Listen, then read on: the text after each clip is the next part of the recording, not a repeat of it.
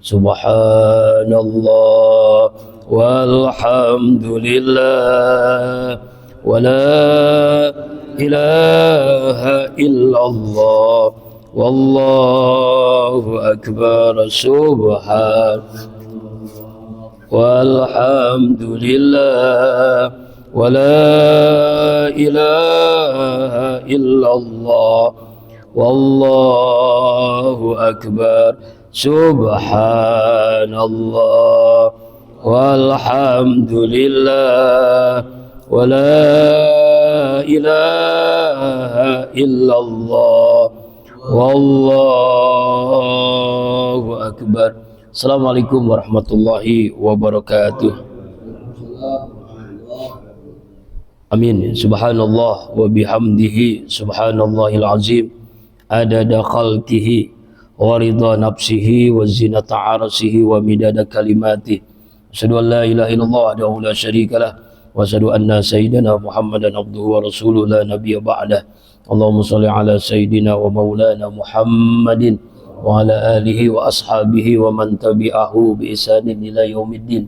Rabbi a'udzu bika min hamazati syayatin wa a'udzu bika rabbi ay yahdurun.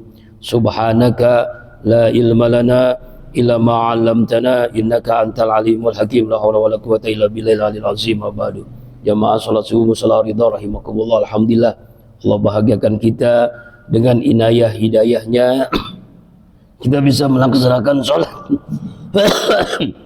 terbaik. Salat terbaik itu 4 harusnya terpenuhi. Pertama, salat di awal waktu. Khairul a'mal as-salatu ala waqtiha. Amal terbaik salat di awal waktu. Yang kedua, salat berjamaah. Salatul jamaah afdal min salatil fardhi bisabri wa istidyan darajah. Salat dilakukan berjamaah maka lebih utama dibandingkan salat sendiri dengan 27 kali lipat. Yang ketiga, masjid musholla. Masjid musholla itu baitullah, rumah Allah. Masjid musholla itu baitul malaikah, rumahnya malaikat. Masjid musholla itu baitul anbiya wal mursalin, rumahnya para nabi dan para rasul. Masjid itu, musholla itu rumahnya baitul muttaqin, baitul mukminin, rumahnya orang bertakwa, orang yang beriman. Karena itulah Allah merintahkan innama ya'muru masajidallah man amana billahi wal yawmil akhir. Hanya hamba Allah lah yang beriman kepada Allah akhir yang mau melaksanakan sholat berjamaah di masjid, di musholla. Awal waktu berjamaah masjid musholla. Yang keempat, ini yang paling berat nih, khusyuk dalam melaksanakannya. Khusyuk dalam melaksanakan. Kalau 4 ini terpenuhi, namanya sholat terbaik. Kalau kita melaksanakan sholat terbaik, Allah pasti akan berikan rezeki yang terbaik, umur yang terbaik, rumah tangga yang terbaik, anak cucu keturunan yang terbaik, wafat yang terbaik, dan masuk surga yang terbaik. Alladzina yarisunal firdaus hum fiha khalidun.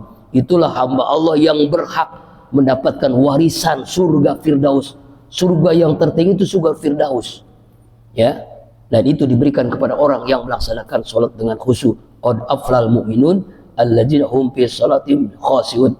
Sungguh beriman orang, sungguh sukses orang beriman, yaitu yang melaksanakan sholat yang khusyuk. Memang sholat khusyuk ini berat, tapi Allah akan berikan kepada orang yang selalu melaksanakan sholat di awal waktu, sholat berjamaah, sholat di masjid musholla, maka nanti Allah berikan kehusuan dalam sholatnya, insya Allah. Amin. Semoga Allah istiqomahkan sampai akhir hidup kita bisa melaksanakan sholat di awal waktu, sholat berjamaah, sholat di masjid dan di musholla, dan dengan khusyuk, sehingga kehidupan kita Allah berikan kehidupan yang terbaik. Amin ya Allah ya Rabbal Alamin.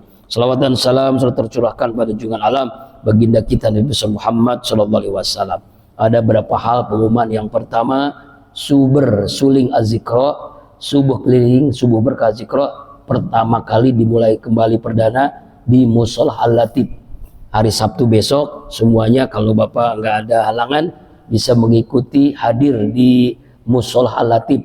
Ada itu yang ada di Parungkulon. Jadi kalau dari Parungkulon itu kita harus berangkat dulu ke Lebak Bulus, Bogor, lalu ke arah ke Parungkulon.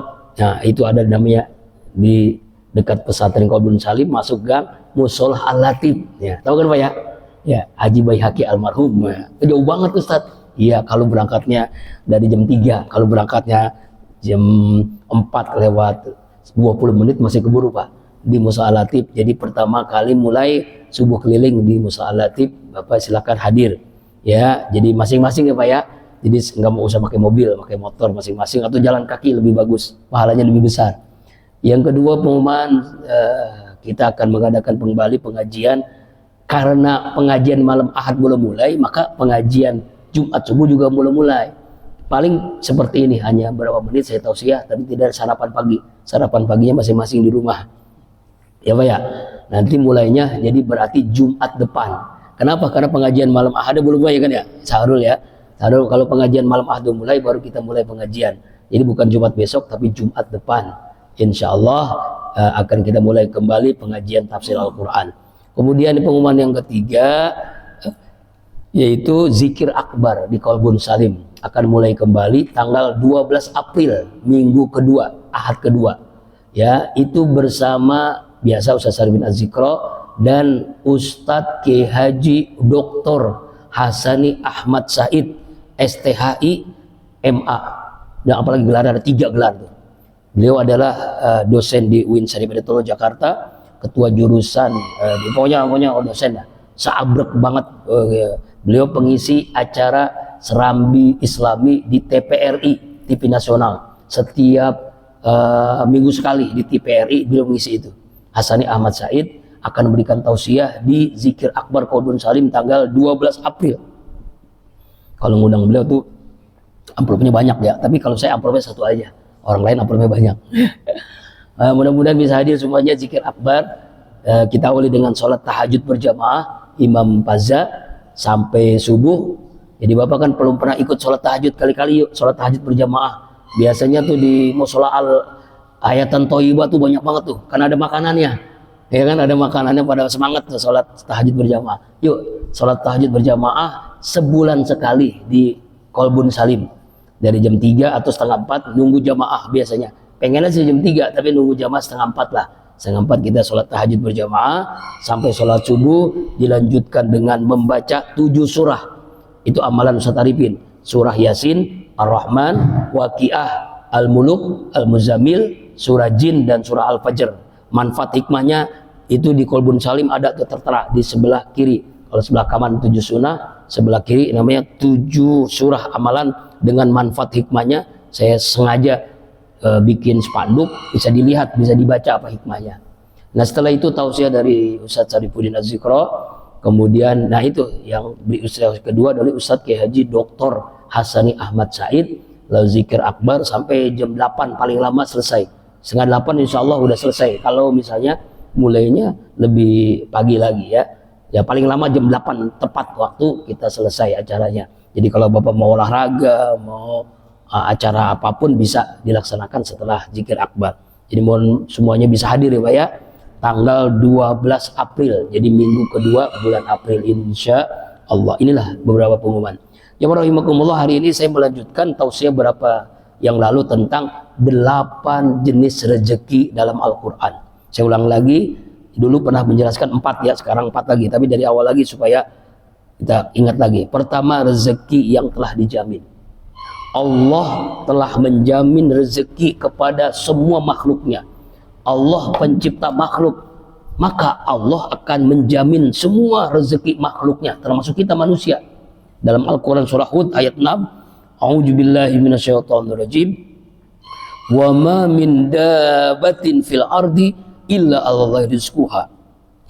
Tidak ada satu hewan pun yang bergerak, binatang melata di atas bumi, melainkan dijamin rezekinya oleh Allah. Binatang melata lagi dijamin, apalagi kita manusia. Jadi Bapak jangan gelisah tentang rezeki, jangan resah tentang rezeki. Kenapa? Karena sudah jaminan Allah. Ya Pak, yang pertama. Yang kedua, walaupun dijamin kita mesti berusaha. Ya, dalam surah An-Najm ayat 39. A'udzubillahi minasyaitonirrajim. Wa allaisa lil insani illa ma sa'a. Manusia itu memperoleh apa yang dia usahakannya. Kalau dia diem, gelohom, santai di rumah, nggak kemana-mana, ya nggak dapat rezeki. Jadi rezeki itu mesti dijemput. Dijemput bagaimana? Sesuai dengan kemampuan kita. Ada yang tukang bubur, ada tukang bajigur, ada tukang gali kubur, ada tukang insinyur, ada tukang kondektur, 1001 macam cara orang mencari uang. Nah ya, jadi artinya berbagai cara, harus berusaha.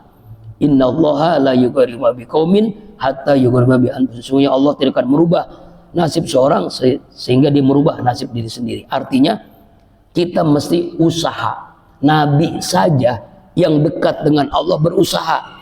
Nabi Adam dengan bertani, Nabi Daud dengan bikin pedang, Nabi Yusuf ya, kalau sekarang ASN, PNS ya, PNS karena dia jadi menteri keuangannya Raja Aziz. Kemudian Nabi kita Muhammad SAW dagang, pedagang ya. Kalau kalian pengen kaya jadi dagang aja Pak. Dagang apa? Dagang apa aja lah ya. Dagang apa? Bang Komar pengen kaya, dagang. Karena Nabi juga dagang ya, dagang jadi pedagang. Tuh, itu jadi rezeki karena usaha. Yang ketiga, rezeki karena bersyukur. Dalam surah Ibrahim ayat 7 Allah berfirman, A'udzubillahi minasyaitonirrajim, wa idz ta'azzana rabbukum la in syakartum la azidannakum wa la in kafartum inna azabi lasyadid. Jika kalian Allah telah memaklumkan ya, Tuhanmu telah memaklumkan sesungguhnya jika kamu bersyukur niscaya aku Allah akan menambah nikmatmu. Tapi jika kalian ingkar kepada nikmatku, sungguh azabku benar-benar sangat pedih, sangat keras. Artinya begini Pak, semakin kita bersyukur, semakin bertambah rezeki kita. Syukur lagi, tambah lagi. Semakin bersyukur, semakin bertambah rezeki kita. Kenapa rezeki kita nggak bertambah-tambah? Karena tidak bersyukur. Ya, yang keempat, rezeki tidak terduga. Rezeki yang Allah berikan kepada hambanya dari jalan yang tidak disangka-sangka. Surah At-Tolaq ayat 2 dan 3. A'udzubillahi minasyaitonirrajim. Wa may yattaqillah yaj'al lahu makhraja wa yarzuqhu min haitsu la yahtasib. Siapa orang yang sungguh-sungguh bertakwa kepada Allah, sungguh-sungguh menjalankan segala perintahnya, sungguh-sungguh menjauhi segala larangannya, maka Allah akan memberikan jalan keluar terhadap seluruh masalah hidupnya, dan Allah berikan rezeki dari arah yang tidak disangka-sangka. Rezeki tidak disangka-sangka, misalnya Bapak bisa umroh ada yang ngasih, bisa haji ada yang ngasih, namanya haji kosasi, ya kan ya, haji kosasi. Berangkat haji umroh ya karena jual tanah, haji mansur, halaman digusur. Ada namanya haji abidin, berangkat haji atas biaya dinas, jadi petugas haji. Ada haji sulam, berangkat haji karena jualan bubur. Nah nanti ini haji Agus ya, Bang Agus ya. Ada haji yang Allah berikan kepada hambanya rezeki dari arah yang tidak disangka-sangka. Seperti jamaah Masjid Al-Maghfirah, ada 5 orang yang diberangkatkan umroh dari seorang yang dermawan. Nggak disangka-sangka tuh, ya kan? Ya, Sarul nggak bisa, ya karena nggak ikut. Nah, pas ikut orang dapet ya, ya susah lah. Itulah rezeki yang tidak disangka-sangka. Kemudian yang kelima, rezeki karena istighfar. Jadi kalau rezeki kita mampet istighfar, ini kisah nyata Pak. Saya sendiri lah, gak usah orang lain. Saya waktu itu datang kepada Ustadz Arifin, Ustadz, kok rezeki saya mampet, kayaknya susah banget ini ya. Kalau teman-teman tuh jadwal ceramahnya padat, bisa kemana-mana. Lalu beliau balik bertanya, ente itu istighfarnya berapa kali? Ya paling 3 kali. Ya itu penyebabnya. Ustadz itu, beliau bilang nih, Ustadz itu disebut Ustadz, istighfarnya sehari 5.000 kali. Wah, 5.000? Coba ante amalkan. Saya amal ini Pak ini. Itu nggak nunggu berapa hari, berapa bulan, berapa minggu. Jadi Allah berikan kemudahan-kemudahan. Di antaranya, ya saya kan haji kan berkali-kali nggak gagal-gagal mulu kan. Ya, intinya adalah Allah berangkatkan haji lewat usaha dan Allah berikan kemudahan. Ada aja jadwal, bisa ke Batam lah, bisa ke Natuna lah, bisa ke mana waktu itu. Jadi naik pesawat 2 kali naik pesawat Pak. Artinya Allah berikan kemudahan. Jadi kalau Bapak misal kesulitan rezeki, coba tanyakan berapa kali istighfar sehari. Ya, bagaimana caranya? Kalau sambil duduk mungkin nggak sampai 5.000. Caranya sambil kalau Bang Bandi sambil apa namanya tuh semen, istighfar, sambil apa, sambil ngaduk-ngaduk gitu ya, ngaduk-ngaduk apalah pokoknya ya. Nah, ya, sambil nyapu, sambil ngepel, Bang Komar sambil megang motor, saking di atas motor bermacet-macet ya kan, sekarang lagi macet-macetnya mas, sekarang udah macet-macet lagi, sekarang mau ke Jakarta macet lagi, macet-macet daripada ngerudel istighfar aja, astagfirullahaladzim, astagfirullahaladzim, ya sambil mancing ya, tapi kayaknya ada, kira-kira ada yang mancing sambil istighfar gak? Ya nggak tahu juga dah, ya itu lama-lama jadi 5.000 sehari itu, bahkan bisa lebih, ya kan? Ya istighfar apa Ustadz? Istighfar yang kita hafal.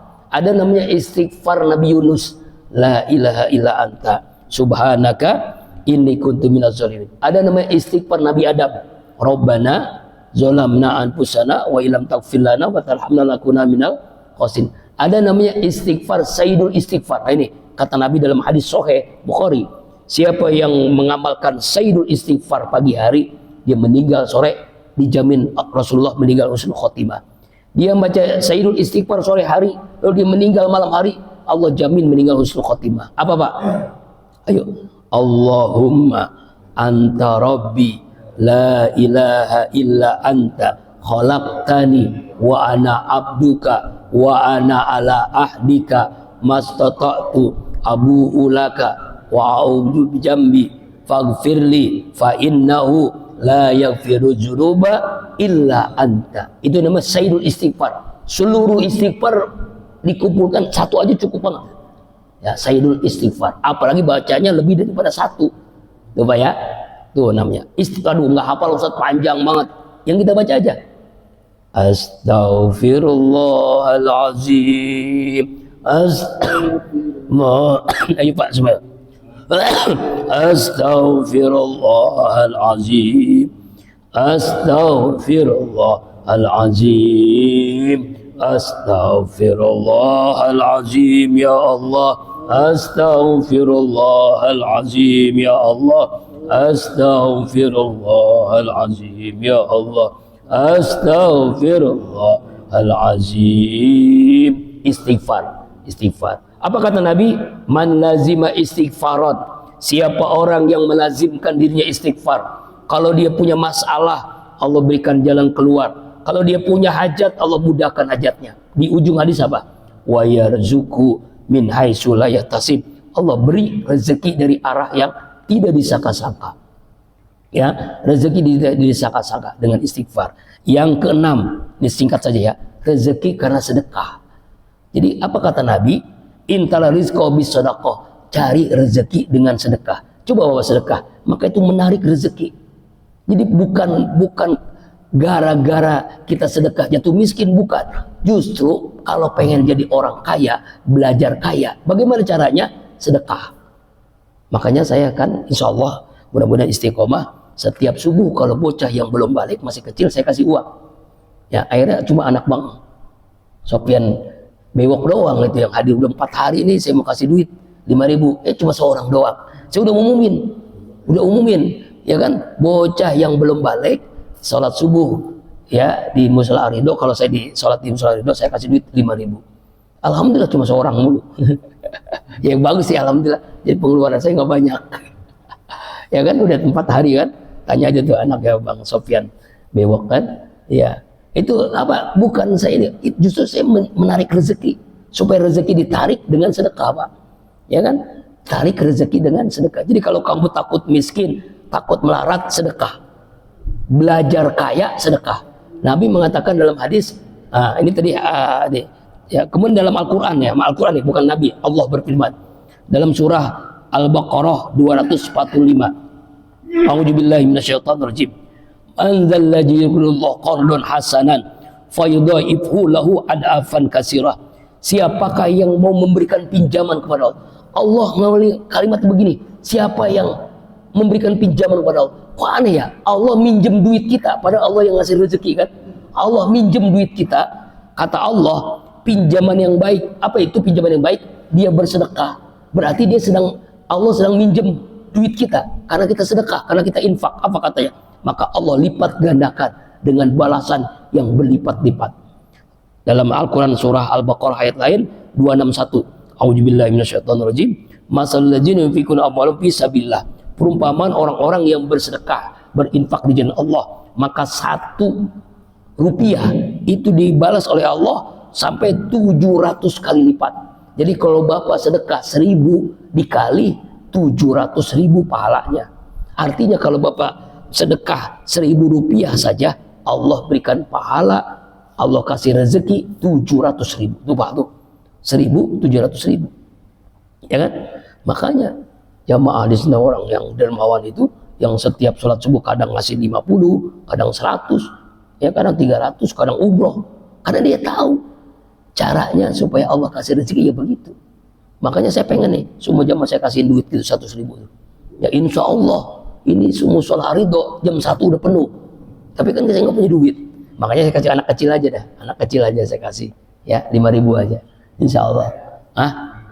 Iya, iya, iya. Kalau kaya ya, kalau saya punya kaya insya Allah ya. Nah itu Pak, rezeki karena sedekah. Yang ketujuh, 2 lagi ya, rezeki karena anak. Nah jadi jangan takut miskin, punya banyak. Makanya orang-orang tua tuh ngapa ngomong kalimat apa kalimatnya? Banyak anak, banyak rezeki. Itu benar, kalimat itu benar. Berdasarkan Al-Quran, surah Al-Isra ayat 31. A'udzubillahi minasyaitonirrajim. Wala taqtulu auladakum khasyata imlaq. Nahnu narzukuhum wa iyyakum. Janganlah kamu bunuh anak-anakmu karena takut miskin. Ya, jangan bunuh itu maksud apa? Ya, nanti bagaimana sekolahnya, bagaimana nanti kuliahnya, bagaimana nanti rezekinya. Jangan. Apa kata Allah? Nahnu, kami Allah, narzukuhum, yang akan menanggung rezeki mereka, wa iyyakum, dan rezeki kalian. Rezeki anak itu ada, jangan takut Pak. Jangan takut. Saya salut ada anak, ada orang tua, anak ke-13 semuanya hafal Quran, semuanya sarjana, bahkan ada yang doktor. Emaknya orang biasa, bapaknya orang biasa. Kenapa? Karena dia tahu Allah yang kasih rezeki. Tuh, karena keyakinan banyak anak banyak rezeki. Kalau kita kan udah ketakutan duluan, bagaimana nanti sekolahnya, bagaimana ya Allah. Makanya ketakutan itulah yang membuat susah rezeki.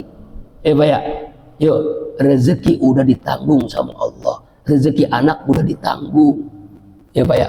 Tuh yang ketujuh, yang terakhir, yang ke-8, rezeki karena menikah. Nah, karena nikah itu babur rezeki, pintu rezeki. Jadi kenapa rezeki kita mampet? Karena kita nggak mau nikah. Iya, makanya yang belum punya istri cepat-cepat supaya nikah.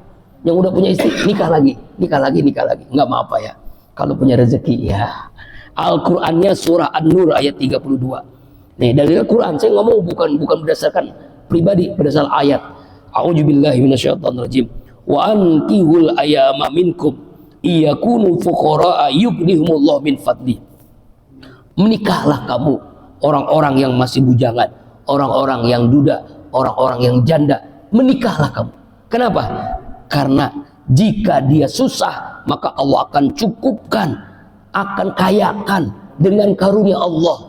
Makanya dalam riwayat lain, an-nikahu babur rizki, nikah itu pintu rezeki. Tuh Pak ya, inilah kesimpulannya 8 jenis rezeki dalam Al-Quran. Pertama, rezeki jaminan Allah. Kedua, rezeki harus diusahakan. Ketiga, rezeki karena apa tadi lupa saya. Rezeki yang ketiga, rezeki karena bersyukur. Yang keempat, rezeki yang tidak terduga karena bertakwa. Yang kelima, rezeki karena istighfar. Yang keenam, rezeki karena sedekah. Yang ketujuh, rezeki karena apa tadi? Yang ketujuh lupa ya. Ya. Hah? Karena anak. Yang kedelapan, rezeki karena menikah. Mudah-mudahan 8 jenis rezeki ini Allah berikan kepada kita. Kalau nggak 8-8-nya ya yang cari yang mana dah? Nikah belum, ya sedekah bisa. Sedekah nggak punya duit, istighfar. Istighfar nggak punya duit, bertakwa. Jadi ada 8 jenis rezeki dalam Al-Quran. Ini Allah yang mengatakan. Ya, saya hanya menyampaikan. Semoga kita bisa amalkan. Bi barakati wa karamati al-Fatihah. A'udzubillahi minasyaitonirrajim. Bismillahirrahmanirrahim. Alhamdulillahirabbil alamin. Ar-Rahmanir Rahim. Maliki yaumiddin. Iyyaka na'budu wa iyyaka nasta'in. Ihdinas siratal mustaqim. Siratal ladzina an'amta 'alaihim ghairil maghdubi 'alaihim waladdallin. Amin. Astaghfirullahaladzim. Allahumma shalli ala sayyidina Muhammadin fil awwalin wa sallim ala sayyidina Muhammadin fil akhirin. radhiyallahu anhu sahabati Rasulullah ajma'in. A'udzu billahi minasyaitonir rajim. Bismillahirrahmanirrahim. Alhamdulillahirabbil alamin. Allahumma shalli ala sayidina Muhammad wa ala sayidina Muhammad. Allahumma ighfir lil muslimina wal muslimat wal mu'minina wal mu'minat al ahya minhum wal amwat innaka ala kulli syai'in qadir.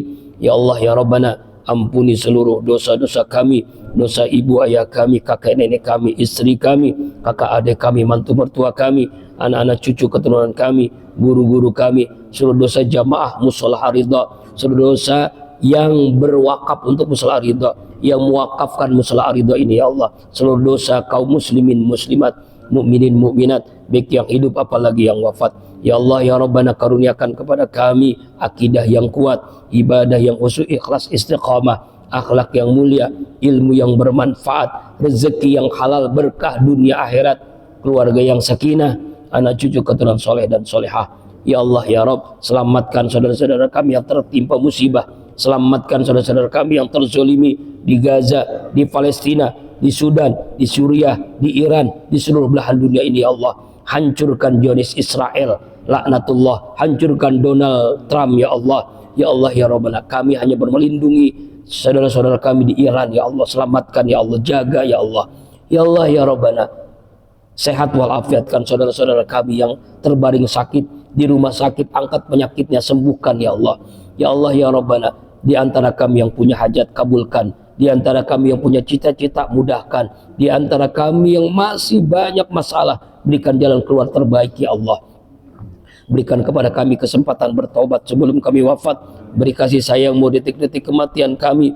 Mudahkan bagi kami semua ya Allah menghadapi sakaratul maut. Wafatkan semua kami dalam keadaan terbaik, husnul khatimah. Hasbunallah wa ni'mal wakil, ni'mal maula, inna nasir, la haula wala quwata illa billahil aliyil azim. Rabbana atina fid dunya hasanah wa fil akhirati hasanah wa qina azabannar. Sallallahu alaihi wasallam Muhammad wa alihi washabihi ajmain. Subhana rabbika rabbil izzati amma yasifun. Salamun alal mursalin walhamdulillahi rabbil alamin. Subhanakallahumma wa bihamdika asyhadu an la ilaha illa anta astaghfiruka wa atubu ilaik. Assalamualaikum warahmatullahi wabarakatuh.